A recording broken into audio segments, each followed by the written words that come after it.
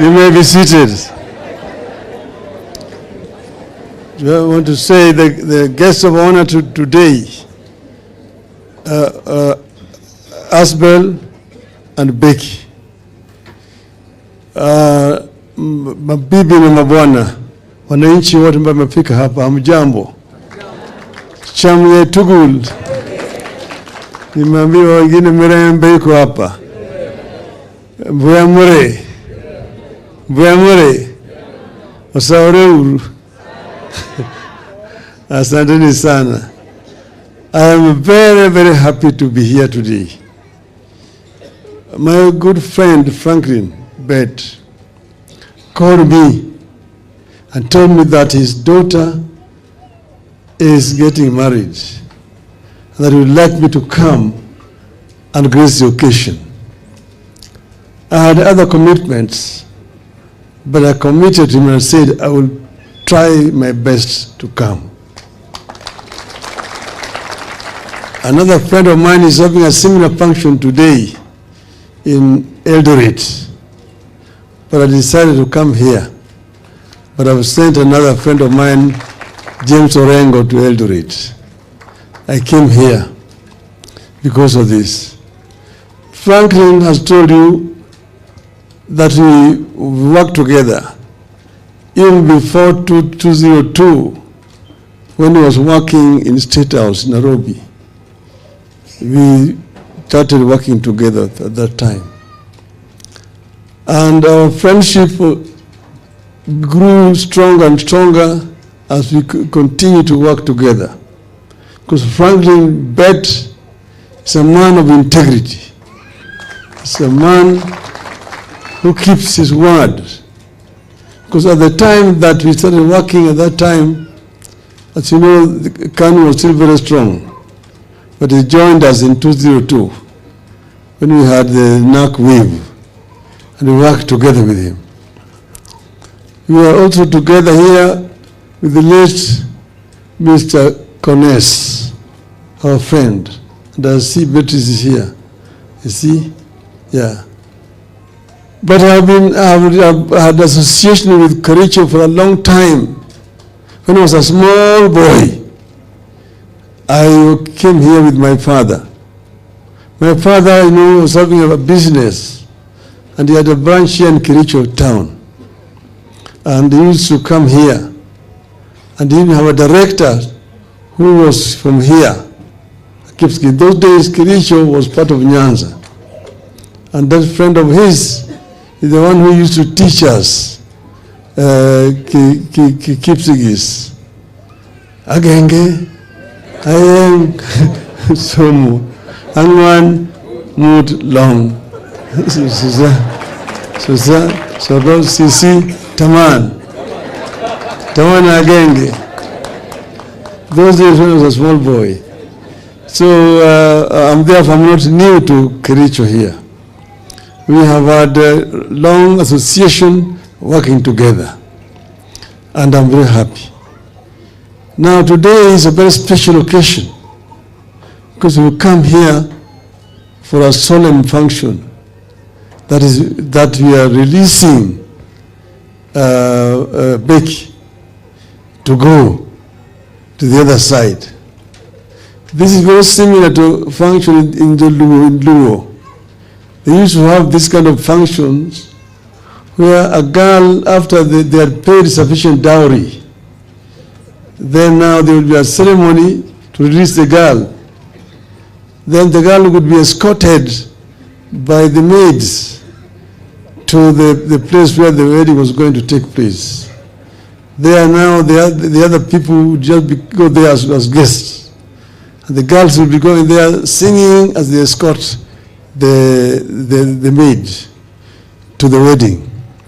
So this is a very similar occasion here, which I'm seeing here.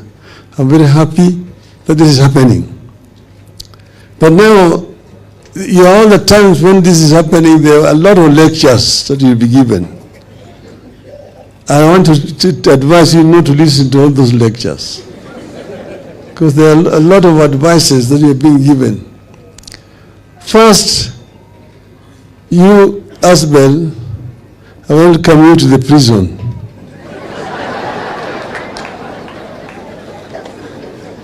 You are entering the prison. Pingo la maisha. Unafunga pingo la maisha. You will be here, and here there's no leader in marriage.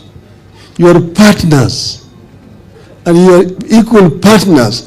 There's nobody who is a leader and nobody who is being led. You are equal partners.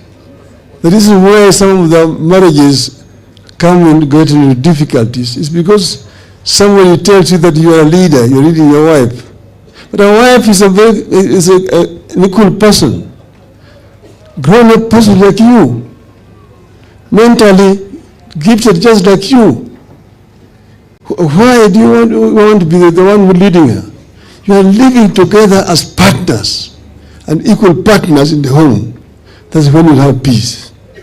But if you go there, mimi ndio bwana hapa, mimi ndio boss hapa, kila siku mtakuwa na shida hapa na pale. So we have a state where the institution of marriage in some countries is under serious challenge today. Places, the institution of marriage is almost dying. Because you go to some places today, you will be invited to a wedding, and there will be a man and a man. Wedding. A woman and a woman. Wedding. This is a very, very controversial issue today. There's some places where you dare not mention it. But this is happening. I'm happy that here in our country, we still have this kind of traditional marriages taking place. And we must cherish this. We must be proud of what we have in our country today. So today, you will be after the formal wedding, you will be joining together as partners. So Becky, you will be there as a partner.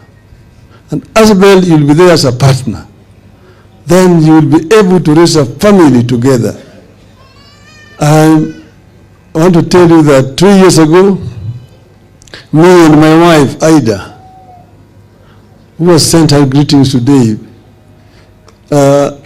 we celebrated our golden anniversary. That is 50 years together. And I said on that occasion that if I had an opportunity again, I would still say yes. There are very few people who can do that. Some would say that if I knew, I would not have gotten myself in this kind of trouble. But there are a lot of challenges, and those challenges, you'll be able to manage them if you respect each other and you work together. That would be my advice today to you people. So I'm again happy today again. This has given me an opportunity to be back again here in Kericho. I see a number of members of my party here. I can see them. Do you want to stand up? Simama. Ili onekane. Asanteni sana. I'm a friend of Kericho. All the times when we are moving around, I come to Kericho. These days I have not come because sometimes I now fly to Kisumu. The past I used to come to stop at the tea hotel, have tea, and meet friends. But I'll be coming again now to come and see you people. Kenya is a great, big and good country. Kenya has great potential. And I say Kenya is greater than all of us. That's why when Kenya is in trouble, it is our responsibility as Kenyans to solve those problems. Because if we leave Kenya to burn, we will not have another country. That's why, irrespective of political differences here and there, when it gets to a stage where Kenya is about to burn, we will say no. We must come together as one people. One people. And that's why we sat and talked, and I said we will work together for the unity of our people, so that Kenya can move forward properly. You know, there's a serious challenge. We had ourselves gone out to the streets, making some demands. But then we had sat down and we had discussed and negotiated and agreed on the way forward. Then, because there was no implementation, came the other problem again later on. So these problems must be resolved. This is what we have agreed on. When we signed the MOU, we agreed that these problems need to be resolved. And we're working towards resolving those problems. Finally, you've heard me recently talking about devolution. Devolution, we brought in the Constitution with a lot of opposition at that time. But we said that our country needs devolution so that we can bring power closer to the people and also ensure that there's equitable distribution of resources in the country. Devolution works very well in many countries. If you go to Japan, you'll see what I mean by devolution. If you go to Germany, where I lived for many years, you will appreciate the power of devolution. If you dissolve properly and also put resources down there, there will be much faster development. What is happening here is that some of our people resist devolution because they don't understand the effect of devolution. Right now, we still have a problem. We have devolved generally. We have a structure of devolution. But we're not bringing resources properly down so that these devolved units can work efficiently. You see, now they're saying, and the other time this week, they're saying that nearly 50% of money going to the counties is going to salaries. And that only less than 30% is going to development. But that is not the mistake of the devolved units. That's because less resources are coming down to the counties. If, for example, you release funds for infrastructure, funds going to Kura and Kera down here, if you release other funds meant for health, because health is a devolved function, but the bulk of money is remaining up there in Nairobi. It's not coming down here. You see, if you release resources for agriculture, if, for example, you release money to build markets, because they're building markets there, yes, the counties are the ones who are operating those markets. Why don't you give the money to the counties? If, for example, affordable housing should be the responsibility of the counties, release the money to the counties. Then we will not be talking about 15%. You will be releasing over 35% of funds to the counties, and there will be development. You don't want to blame governors because you're not giving them resources. If you give the resources properly, the entire country will be working. Right now, the counties are employing people, experts, but there's no work for those people. They're sitting in the offices because there are no funds for them to work. So release the resources to the counties, and devolution will work for our country. This is what I'm saying all the times. And members of parliament have no business contracting roads. Members of parliament have three functions: representation, legislation, and oversight. Period. Leave the issue of constructing roads to counties. So counties can have some responsibilities. This is what I wanted to say. I want to thank you very much. Asanteni sana.